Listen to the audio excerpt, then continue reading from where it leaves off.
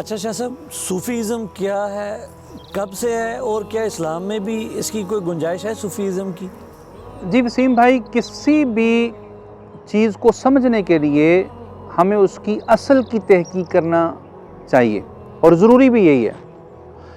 آج کے دور میں ہو یہ رہا ہے کہ ہم کسی بھی شخصیت، کوئی نیگیٹو شخصیت ہے، ہم اسے لے کر اور پھر ہم اس کی تشہیر اس کی آرگنائزیشن کے حساب سے کر دیتے ہیں، اس کے شعبے کے حساب سے کر دیتے ہیں۔ یہی ہم یہ تصوف کے ساتھ کر رہے ہیں۔ ہو گیا رہا ہے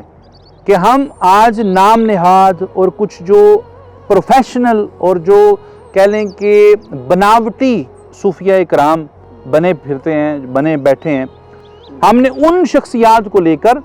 اور پھر معاذ اللہ علیہ باللہ تعالیٰ اہل اللہ صالحین جو اولیاء کرام تھے، ہم نے ان کی نیگیٹو اور جو منفی تشہیر شروع کی ہوئی ہے۔ وہ اس وجہ سے آج تصوف اور صوفیزم کو ہم ہمارے معاشرے میں معاذ اللہ علیہ باللہ تعالیٰ کچھ جہلا غلط نگاہ سے دیکھتے ہیں۔ آپ اگر لفظ صوفی یا تصوف کو آپ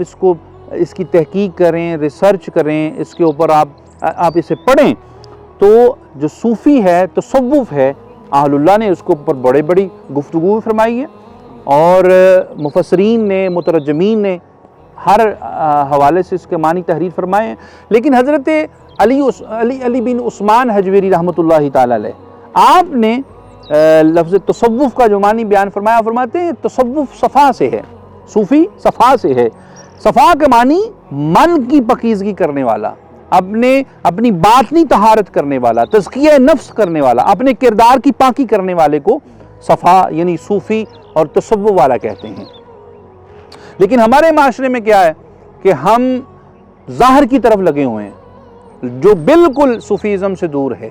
اور آپ اہل اللہ کو پڑھ کے دیکھیں، اہل اللہ نے ظاہر کا نہیں، اہل اللہ نے باطن کی طرف زیادہ توجہ فرمائی ہے، اور اس لیے متعدد صالحین کا یہ فرمان ہے، ایک نہیں۔ آپ حضرت سری کو پڑھ کے دیکھیں، حضرت جنید بغدادی کو پڑھ کے دیکھیں، حضرت حبیب اعظمی کو پڑھ کے دیکھیں، حضرت بابا صاحب، حضرت دادا صاحب، حضور نظام پاک، آپ جتنی بھی شخصیات ہیں پڑھ کے دیکھیں، انہوں نے صوفی کے متعلق یہی فرمایا۔ صوفی اسے کہتے ہیں جو اپنی من کی پاکیزگی میں لگا رہتا ہے، جو اپنی باطنی طہارت میں لگا رہتا ہے، جو اپنے کردار کی پاکی کرتا ہے، نہ کہ وہ جبہ کبہ اور دستار پہ توجہ دیتا ہے۔ ہو اس کے برعکس رہا ہے، بجائے اپنے من کو سنوارنے کے، آج ہمارے جو صوفیہ کرام نام نہاد میں کہوں گا، وہ لوگ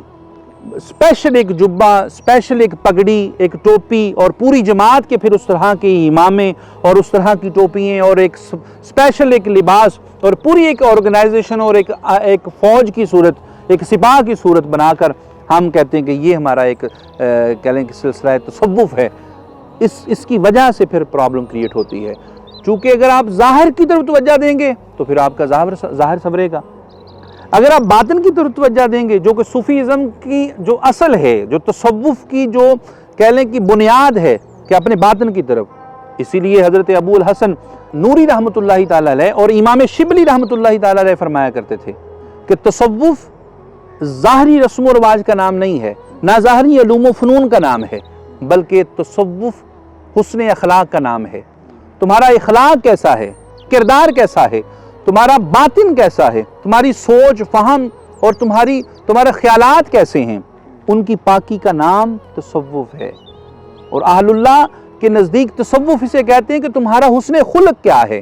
تمہارا والدین کے ساتھ، بہن بھائیوں کے ساتھ، آل اولاد کے ساتھ، ہمسایوں کے ساتھ، حتیٰ کہ پوری انسانیت کے ساتھ تمہارا تعلق کیسا ہے، اخلاق کیسا ہے۔ اور اللہ والوں، یہ جو آج ہماری امت میں جو بہت بڑا ایک کہہ لیں کہ بیماری پھیل چکی ہے کہ ہم ڈیوائیڈ ہو گئے ہیں، ہم تقسیم ہو گئے فرقوں میں۔ صوفی کا کام یہ نہیں ہے۔ حضرت ابو الحسن خرقانی رحمۃ اللہ تعالی علیہ، آپ کے مزار اقدس پہ آج بھی یہ تختی پیوست ہے، لکھا ہوا ہے آپ کا قول مبارک کہ میری درگاہ پہ کوئی بھی آئے، اس کی کوئی بھی نسل ہو، اس کا کوئی مذہب ہو، اس کا کوئی مسلک ہو، وہ کسی بھی عقیدے کا مالک ہو، اس کا کوئی رنگ ہو، کوئی لسانی، کوئی کسی قسم کا اعتبار نہ دیکھے جائے، بلکہ جو میری درگاہ پہ آ جائے اس کے لیے دسترخوان بچھایا جائے اور اسے عزت دی جائے۔ تو ایک صوفی کے لیے سب سے اہم چیز جو ہے وہ حسن خلق ہے. اور سید عالم علیہ السلام کا جو سب سے بڑا معجزہ تھا انک لعلی خلق عظیم. اور اماں جی عائشہ صدیقہ سے بھی کسی نے پوچھا نا کہ آپ حضور کے خلق کے متعلق فرمائیں، تو آپ سلام اللہ علیہ تعالیٰ نے ارشاد فرمایا کیا تم نے قرآن نہیں پڑھا؟ صوفیزم یہ آج کی بات نہیں ہے، یہ بارگاہ رسالت سے، اور پھر یہی نہیں، میں تو کہوں گا جب سے انسانیت ہے تب سے صوفیزم ہے اور تصوف ہے، اور جب تک انسانیت رہے گی تب تک تصوف بھی رہے گا اور صوفیزم بھی رہے گا انشاءاللہ.